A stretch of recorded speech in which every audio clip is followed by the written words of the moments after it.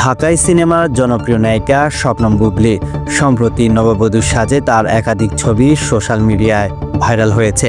ছবিগুলোতে তার সঙ্গে বর হিসেবে দেখা গেছে তরুণ মডেল ওয়াসিফ খানকে। বয়সের ব্যবধানের কারণে এই যুগলবন্দি নিয়ে শুরু হয়েছে নানান আলোচনা ও সমালোচনা। জানা গেছে এই ফটোশ্যুটটি পরিচালনা করেছেন কোরিওগ্রাফার গৌতম সাহা। এতে বুবলীকে নববধূর সাজে এবং ওয়াসিফ খানকে বরের সাজে দেখা গেছে। ফটোশ্যুটের কনসেপ্ট এবং তাদের রসায়ন ভক্তদের মধ্যে কৌতূহল তৈরি করেছে, তবে অনেকেই তাদের এই জুটিকে অসম বলে আখ্যা দিয়েছেন। এ প্রসঙ্গে বুবলী নিজের কথা বলেছেন। তিনি জানান, ফটোশ্যুটটি নিয়ে এমন প্রতিক্রিয়া আসতে পারে তা তারা আগে থেকেই অনুমান করেছিলেন। নায়িকার ভাষ্যমতে, আমরা জানতাম এই ফটোশ্যুট নিয়ে আলোচনা হবে।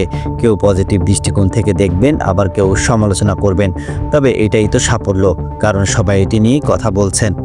অল্প বয়সী মডেলের সঙ্গে কাজ করার বিষয়ে বুবলী বলেন, আমার ক্যারিয়ারে 8-9 বছর হয়ে গেছে। নতুনদের সঙ্গে কাজ করা এবং ভিন্ন কিছু উপস্থাপন করা খুবই গুরুত্বপূর্ণ।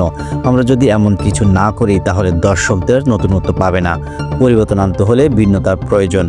বুবলীর বক্তব্য থেকে বোঝা যায়, ফটোশ্যুটটি ছিল ভিন্নধর্মী কাজ উপস্থাপনের একটি প্রচেষ্টা।